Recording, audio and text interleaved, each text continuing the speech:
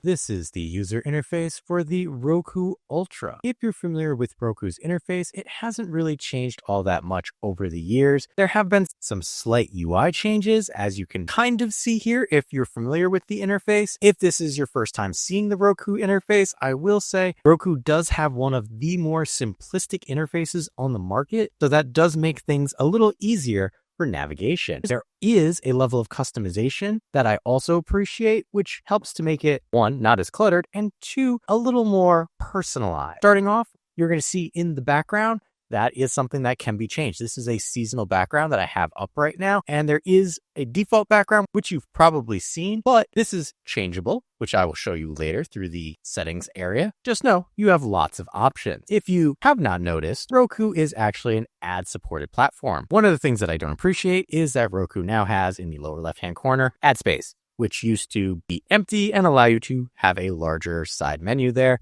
You can still get around, you just have to scroll a little more before you actually see things. When I navigate over to the right-hand side, this is where your streaming content is going to live. Each of them is a channel. It is these boxes down here.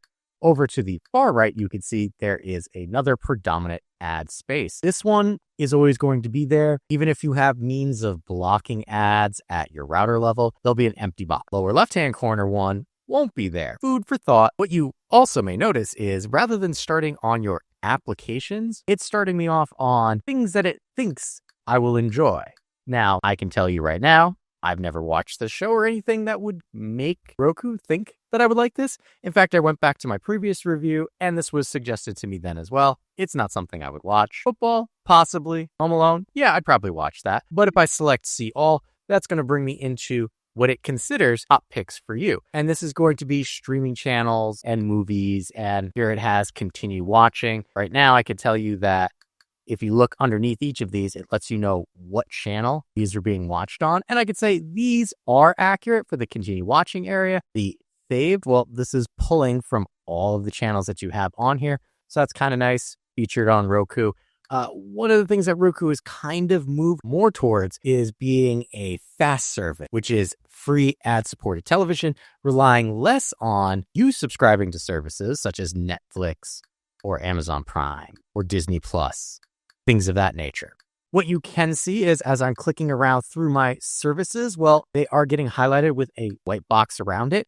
If I don't particularly care for the order, and I don't because Roku thinks it knows better than me, but it doesn't. If I wanted to move this, I simply select the star icon on my remote, and this will allow me to move the app to the top, check for updates, or remove the app. So if I select move the app to the top, well, that's going to allow me to stick it where I'd like, and I simply select the OK button to lock it in place. Selecting the star icon, move to top, which is what I thought I did originally, will allow it to be placed to the front spot. So if I put Netflix back there, it's back being at the front. You can see the name of whatever I am currently selected is located in the upper left-hand corner.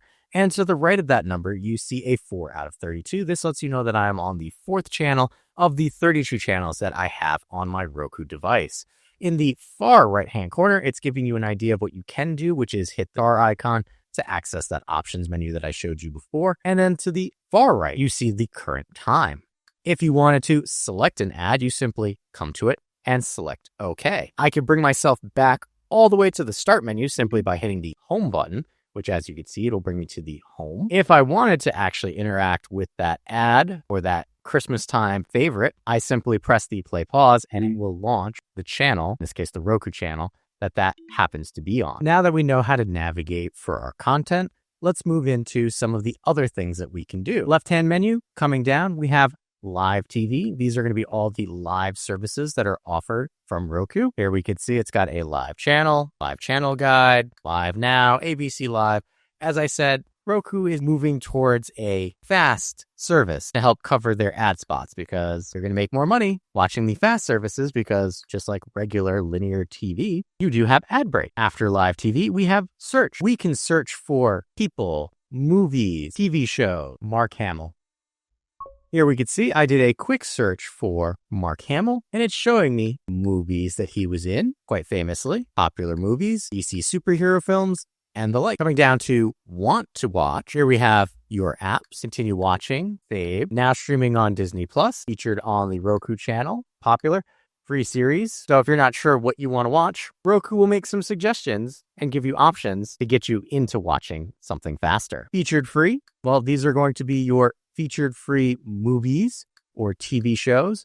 Notice each will tell you where it's located. So this is on the Roku channel. Coming down, we have Tubi, Awesome. Don't think I've heard of that one. Pluto, I've used that one. Have a link to a review in the corner if you're interested. That's featured free. Daily Trivia is a nice addition where it will test your trivia on TV shows, movies, going back to some in the early 90s to modern day. Are a lot of questions that pertain to Roku specific TV shows. So just know, but it's a nice extra to have. Here we have sports. So how do you want to find your sports? Well, you can do so from this screen right here. Streaming store. Well, let's say you don't have an app on here already. Like myself, I transferred from another Roku device. I had a Roku account. It pulled in all my application. If I don't have a Roku app, I simply come and I search for it. I can look through recommended apps. So this is going to be based on what's already on my Roku. Or I can search for a specific application. And then here we can see, it even tells me here are popular apps. And the check mark means that it is installed on my device. We're going to come all the way back and then see my offers. This is going to let you know, hey, Roku's having some deals. You could pick up this smart home camera or this Roku Express at a discount. Maybe you're more into the streaming stick form factor. Here's a discount for you. The My Offers area, in my opinion, is not that invasive, but the fact that I have all this extra stuff on the side does bother me quite a bit. But luckily, we can change that in the settings area and remove some unwanted things. Moving over to the right, About is going to give you information about your network. I won't be showing that. Lots of sensitive information in there. You can check your connection. So if you're using this over Wi-Fi and don't necessarily know what's going on, you can check your connection and it will check to make sure everything is working correctly. In my case, I have a wired connection and it's taking a little bit of time to check my internet, but I am good to go. You have setup connection, wireless or wired. As you might imagine, if you select wired, you just plug your cable into the back of the Roku. If you select wireless, you will have to put in your Wi-Fi credentials. And then here we have bandwidth saver. So you have options for on and off. If you haven't used your remote in 4 hours, a message will display asking you if you still are watching. If there's no response, the channel will automatically stop streaming to save you network bandwidth. So if you have data cap, that could be useful. Coming down, remotes and devices. Well, right now I'm using the Voice Remote Pro. If I select this, it's going to show me About. So that's going to give me the status, battery level, and some other useful information. From here, I can also select Find My Remote, which you might be asking yourself, if you're navigating currently using the remote, how could I use this? Well, if you use the Roku application, you would be able to use the application to select this menu. Or there's a button on the Roku itself. In my case, I'm going to select this and bring the pinging remote a little closer to the microphone so you can hear what that sounds like. You also can change the remote finder sound. Here are some options: referee, sonar, and whistle. Preview remote finder sound. And now the remote finder, the remote itself was making that noise rather than the TV. Set up remote for TV control. You have IR setup and then CEC setup. This will allow you to use your remote to change the volume or mute your TV, as well as turn on and off your TV. Hands-free. Well, I currently have this turned off. There's a hard switch on the device, which will constantly make it listen for the wake word, hey, just in case you're watching this and haven't changed that yet. I don't particularly care for devices that do that. So for me, this was one of the first things that I turned off. But thankfully, it's just a switch on the remote. Coming back, if we select add a new remote, we can walk through the process of pairing a new remote. You can have several remotes paired to the same Roku. I pretty much have like 3 remotes at all times paired to my Roku. One for me, one for my wife, and then one that floats around the house in case either of us lose the remote. You can also set up wireless headphones. So similarly to how you would set up a new remote, this is how you would do that. And then smartphone or tablet. If I wanted to add smartphone or tablet, so here I'd select pair, and then it would search for a Bluetooth device. Keep in mind that to use the Roku app, it does not necessarily have to be paired to the Roku device. Coming back, we have our themes. As I mentioned before, right now, my wallpaper is a separate wallpaper. It's a seasonal. You have choices of theme packs, which will change both the wallpaper and screensaver. So if I happen to select this one and set this as my pack, it will go through the process of installing it. And now, not only did my background change, my screensaver will change, so does the sound that it makes while I'm navigating. Hypothetically, if you didn't want to have a theme pack, you could select just a wallpaper. And anything that has a check mark means that it's been downloaded to my device, but not necessarily in place. So right here, we have this one, a summer beach theme. Notice it says dynamic. That means based on time of day or season, things will happen. It will change. If I select get this wallpaper, well, now it's going to download this wallpaper to my Roku device, allowing me to use it. Because it's not part of a theme pack, I can have a different screensaver as well. From here, once it's finished downloading, I can set as wallpaper, remove wallpaper, or view screenshots. So this will give me an idea of what this particular wallpaper would look like. In my case, I'm going to set it as my wallpaper, give us a nice beachy theme to look at, and come over to Screensaver. So from here, I can select any number of screensavers. Some of them, like Roku City here, have a scrolling theme that does change. The one problem that I have with Roku screensavers is Roku is an ad-supported service. All of the screensavers have things like this, as you see scrolling across your screen right now. This is an ad. There are several ad locations, and they even have started with the buildings in the back adding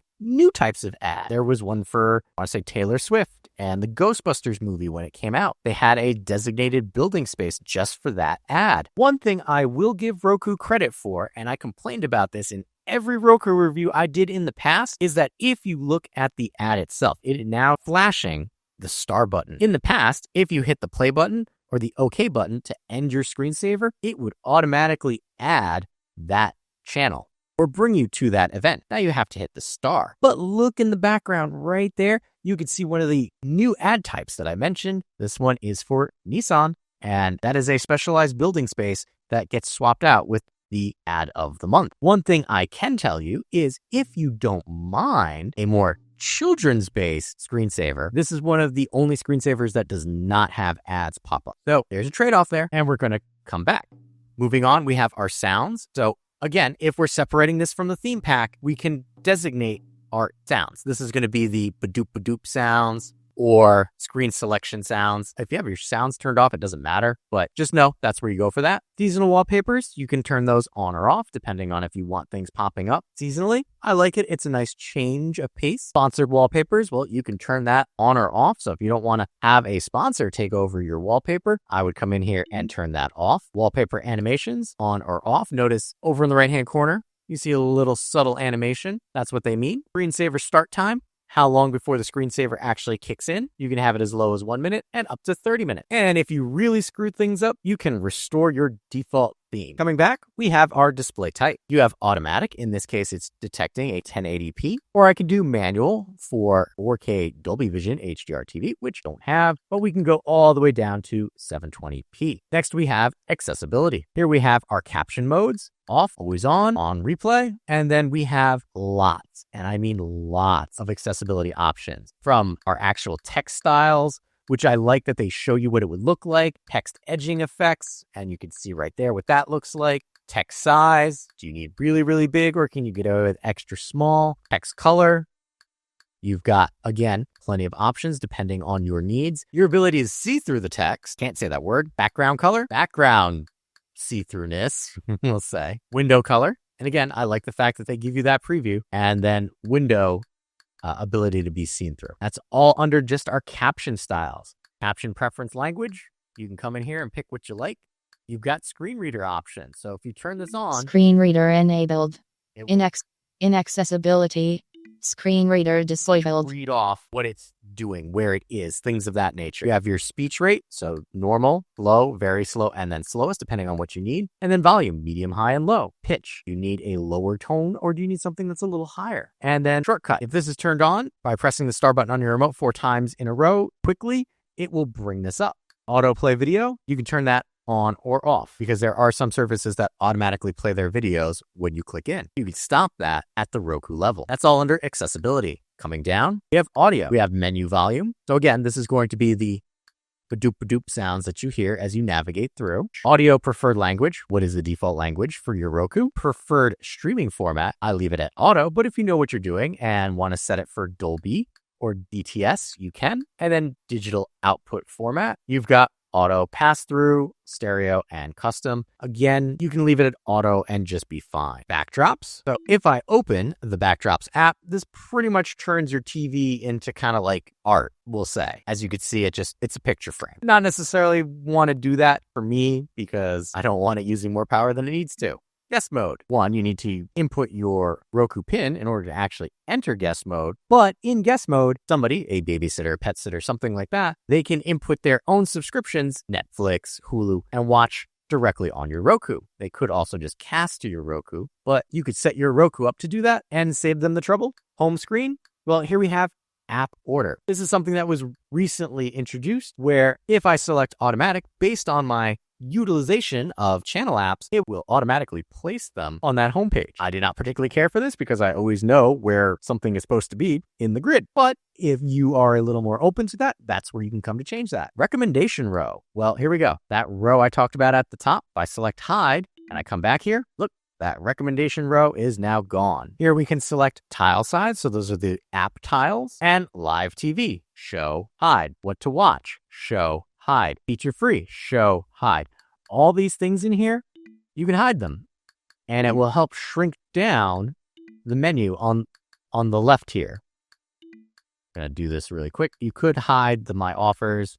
But now if I come here, my side menu, much more streamlined. Coming down, you have payment method. You have to set up a payment method with Roku when you first create your account. Partially done because there are several ways that Roku can automatically pay for channels based on your Roku account. If you need to see this information, that's where it is, but you can also access it from the web. Apple Air and HomeKit, I don't have. If you need to know where that is, this is where it is.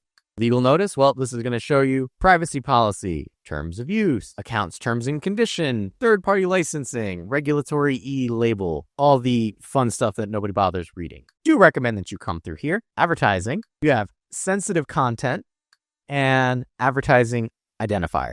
Notice I do not have personal ads turned on. That means I'm going to see generic ads. I recommend turning this off as soon as you get your Roku device because you don't want Roku gathering more data on you to share with advertisers. If you want to see more relevant ads, be my guest. But I turn these off as soon as I get a new Roku. And then every couple of weeks, I'll actually come in here and reset my advertiser ID. This way they have to start over based on the generic profile that they're creating for me. Voices, you have microphone access. So you have app, prompt, always or never. And the same thing with app, you can reset. What this does is with prompt, if I want microphone access, it will say, are you sure you want to allow access? Which is generally how I prefer things to happen. You can also turn off speech recognition if you are worried about those types of things. Privacy policy, well, this will bring you to Roku's privacy policy, privacy choice. Notice here, do not share or sell my information. And then you can also limit use of sensitive information. And then California privacy notice. So it'll bring you to that if you hit the OK button. Help. Well, you have voice help or Roku quick tips. Roku quick tips I kind of like because it actually is, as you see, it's adding an application to the Roku itself, and it will bring you through some videos if this is your first time utilizing Roku. And here, if I come here now, it will launch that Roku channel. And here you go. It's letting you know what you can do. And then each of these is just a quick little video. And then last but not least, we have system. Over there on the right, about is going to show you information about your account as well as the individual Roku itself. A lot of sensitive information in there. Won't be showing you that. Just like I won't be showing you zip code. Coming down, we do have time zones where I can select my time zone. I would recommend just leaving this on automatic, but you could set that to manual if you chose, just like your time format, 12-hour or 24-hour. USB settings. Well, here we have auto launch. I like anything to prompt me when I plug something in, so I have to confirm it. And then launch app, Roku Media Player. That is the application I need if I want to watch videos from a USB stick. Control other devices. We have One Touch Play. Here's how you can turn that on or off. We have our language. Again, lots of choices there. Screen mirroring. I can set up screen mirroring mode. Prompt, always show, always allow, never allow. Screen mirroring devices. Right now, I don't have any selected, but this is where you can find that information. Software, if you ever need to check and see if your Roku has an update, this is where you can come and do that. Roku is pretty good about pushing out updates, but here you could see I had 2 channels that updated on me that might not have been caught by the firmware push that Roku does for their device itself. Now we have power settings. I have auto power off settings, meaning after 20 minutes of no interaction, it will turn the system off, helping save me a little power, and then system restart. If for whatever reason you need to fully reboot your Roku device, this is how you could do that because there is no physical button to restart your Roku device. And then we have advanced system settings, factory reset. Got to put in a randomized code that will change every time to factory reset. You have network connection reset, device connect, which allows for Roku remotes, mirroring devices, things of that nature, control by mobile, network access, default, permissive, or disabled. This is how you can use the Roku app without actually having to patch it to your Roku device because it's just on the same Wi-Fi network.